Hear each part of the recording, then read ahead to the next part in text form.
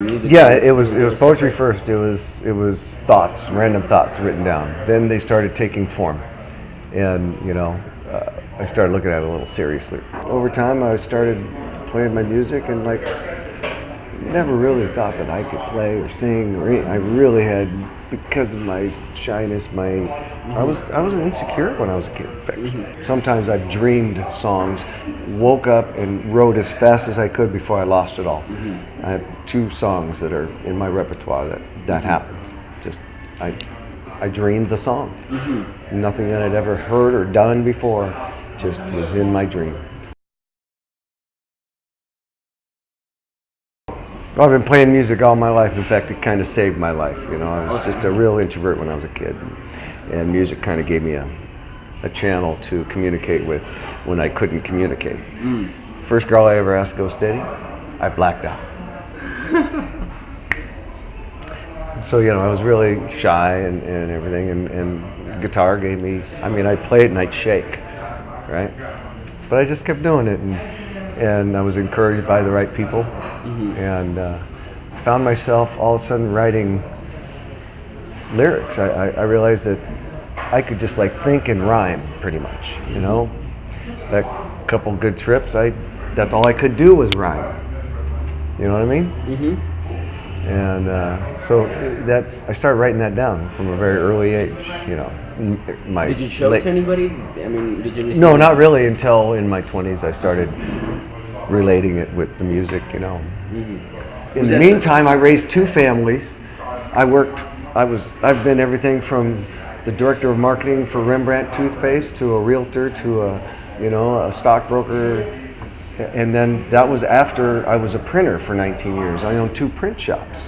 If you read my writings from the beginning to now, there's a story there. It really do. I sing about my experience, but usually the emotional experience. I do a lot of metaphor and analogies in the way that I write. I always do a double entendre. You'll find it somewhere. And I like to write a lot of humorous, tongue-in-cheek. Freeway romance. It's a story of everybody's been driving down the road and see somebody driving next to you and they're looking good and they're looking at you and you're looking good to them, and a mile down the road your imagination is taking you to the white picket fence, a mortgage, 2.5 kids and a dog. And then you turn left and she turns right and it's over. But for that moment, you had a freeway romance. You've got struggling because they want to learn their art, their craft, and then they're struggling because they're artists trying to, do life, with music and follow their passion. Struggling always tends to refer to finances. Yeah. My story is pretty different because I've worked my whole life and I've been successful in a lot of ways. I've been rich a bunch of times. It doesn't mean anything. I had a $800,000 house in Cambria that my fiance took. And all through it, it isn't about the money. And I had a dear friend when I was 18. I met this guy, Fergie, Greg Ferguson, God rest him, who pulled me aside and goes, you don't need to do anything. You don't have to have anybody approve of anything. He said, you are higher than anything that you even realize. In other words, you're out on a plane that's, above where you think you are. I see. He just gave me exactly the right moment. But he's the reason I stuck with music. Okay. So he kind of gave you that green light. Oh, he told me, yeah, you're doing what you're supposed to be doing here. The powers that be saw that I needed to stop working. I was working for the state, doing, I was an energy consultant help the poor and elderly get their energy needs met. Doors, windows, refrigerators, air conditioners, especially in Paso Robles where it's hotter than heck. I hurt myself on the job, hurt my back. And that prevented me from working.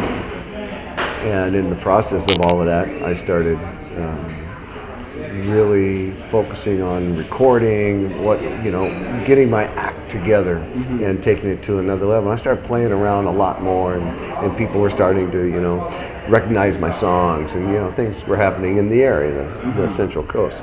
They're enchanting, they're beautiful, you know. Yeah. The moment is incredible, but it's gonna go. It's gonna change.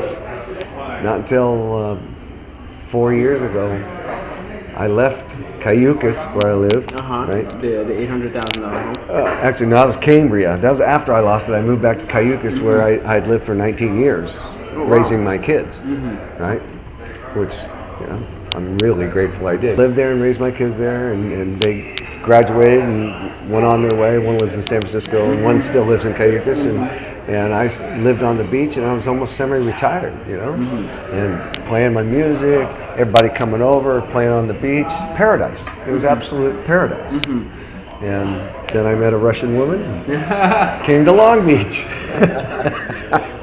That's great. You know, and she saw that thing in me that I wasn't taking advantage of, and she pretty much kicked me in the, you know, beautiful, long red hair, gorgeous, you know, her name's Ruth, and I wrote a song called The Truth About Ruth, and just described the playful spirit inside her, because you look in her eyes and she's smiling, and she can't talk, but she makes noises, and after a while you get the expression that she's sharp, right? So I wrote this song about her.